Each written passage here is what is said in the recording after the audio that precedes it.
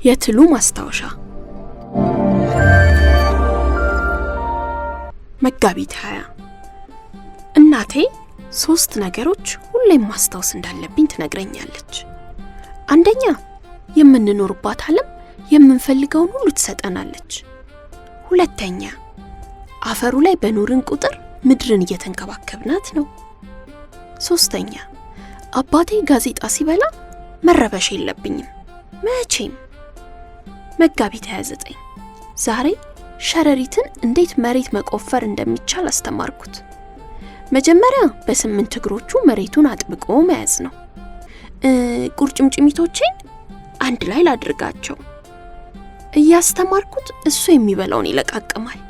ተናድጄ ትቼው ሄድኩ። ነገ ደግሞ ሸረሪት ከላይ ወደ ታች እንዴት መሄድ እንደሚቻል ያሳየኛል። በጉጉት እየጠበቅኩ ነው። መጋቢት 30 ትሎች ከላይ ወደ ታች መሄድ አይችሉም በፍጹም። ሚያዝያ 4 የምንኖርበት ስፍራ በአካፋና ዶማ በሚባሉ መሳሪያዎች እየፈራረሰ ነው። እኛም ቀድመን ባዘጋጀነው መደበቂያ ተደብቀናል። ተረት የሚያወራልኝ ማን ነው? አለን አባቴ። ፍርሃታችን አሳሰበው መሰለኝ። ሚያዝያ 10 ሌሊቱን ሲዘንብ ነው ያደረውና መሬቱ ረጥቧል።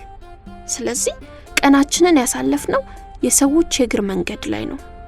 ከፍተኛ ጥንቃቄ የሚያስፈልግበት ቦታ ነው።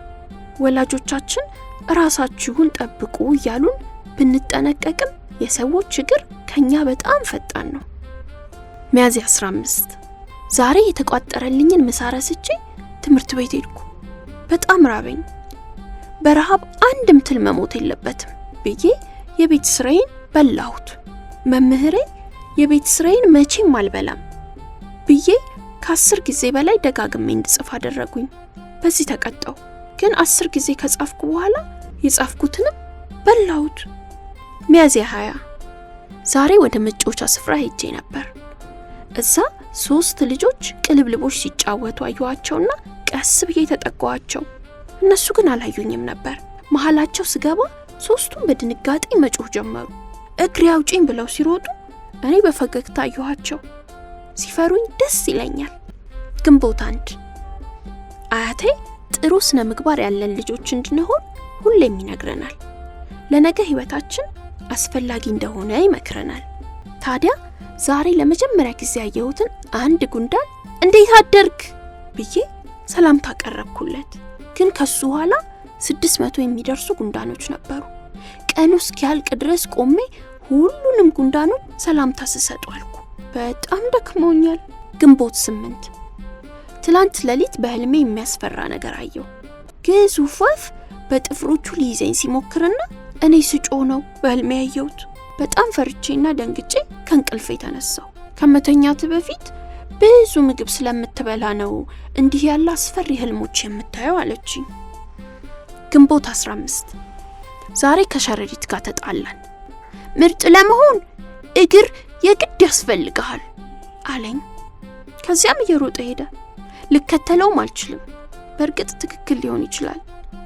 እኛ ትሎች እግር ያስፈልገን ይሆን? ግንቦት 16 አንድ የሚያስቅ ቀልድ ነግሬው ሸረሪትን ከልብ አሳኩት። እግሮቹን በቀልዴ ይሳቁ ይመስል ስራቸውን ረስተው ድሩን ሲለቁት መሬት ወደቀ እኮ። አሁንስ ትሎች እግር ያስፈልጋቸዋል? ግንቦት 28 ትላንት ትምህርት ቤት ለምናቀርበው ዝግጅት ዳንስ እየተለማመድን ነበር። አንድ ላይ ራሳችሁን አጠጋጉ፣ አንድ ላይ ራሳችሁን አርቁ፣ እንደገና ጎበዞች። በቃ ለወላጆቻችን የምናቀርበው ዳንስ ይሄ ነው? ግራ ገባኝ። ደስ አላለኝም። ሰኔ 5 ዛሬ በክወና ክፍለ ጊዜ መኮረኒ ለአንገት ጌጥ እንዲሆን አድርገን ሰራን። በጣም ደስ ይል ነበር። የኔን የአንገት ጌጥ መኮረኒ ወደ ቤት ወስጄ ራታችን አደረግነው። ልጄ አንተ እኮ ጎበዝ ነህ ተባልኩ። ሰኔ 15 እህቴ ከሁላችንም በላይ ቆንጆ እንደሆነች ታስባለች። ሁሌም ራሷን በመስታወት ታይና ማን ነው እንደኔ ውብ ትላለች። እኔ ደግሞ ታናድደኛለች። ደጋግመሽ ራስሽን በመስታወት ብታይ ሌላ የምትጨምሪው ነገር የለ፣ ያው ትል ነሽ እላታለሁ። ሸረሪት በተናገርኩት ይስቃል። እናቴ ግን ተቆጣች። እህትህ ከሁሉም ትሎች በላይ ውብ ናት፣ ይህን አምነህ ተቀበል አለች። ሐምሌ 4 ትልቅ ስሆን ወታደር ነው መሆን የምፈልገው። ሸረሪት ወታደር ለመሆን በጣም ብልህና ጠንቃቃ መሆን እንዳለብኝ ነገረኝ። ምክንያቱም ለእያንዳንዱ ነገር ኃላፊነት መውሰድ አለብኝ። አውቃለሁ በጣም አደገኛ ስራ ነው፣ ግን የሆነ አካል ይሰራዋል አይደል?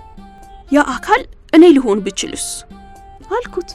ሐምሌ 28 ትል በመሆኔ በሶስት ነገሮች ደስተኛ አይደለሁም። አንደኛ ማስቲካ ማኘክ አልችልም። ሁለተኛ ውሻ የለኝም። እናቴ ይህን ውሻ ቤታችን መውሰድ እችላለሁ? ሶስተኛ የቤት ስራዎችን መብላት እወዳለሁ። ሐምሌ 29 ትል በመሆኔ በሶስት ነገሮች ደስተኛ ነኝ። ጥርስ ሐኪም ቤት አልሄድም። ጥርስም የለኝም፣ ድድም የለኝም። ሁለተኛ ቤቱን በጭቃ ቆሸሽክ የሚለኝ የለም። ሶስተኛ ገላዬን መታጠብ ተፈጥሮ አይደለም። ነሐሴ 1 ትል መሆን ቀላል ነገር አይደለም። በጣም ትናንሽ ነን። አንዳንዴ ሰዎች እስከ መፈጠራችን ይረሱናል። አንዳንዴ ብቻ ሳይሆን ብዙ ጊዜ። ግን እናቴ እንደምትለው እኛን መሬት አትረሳንም። እኛም መሬት ከምትበለጽግባቸው አንዱና ዋና ግብአቷ ነን።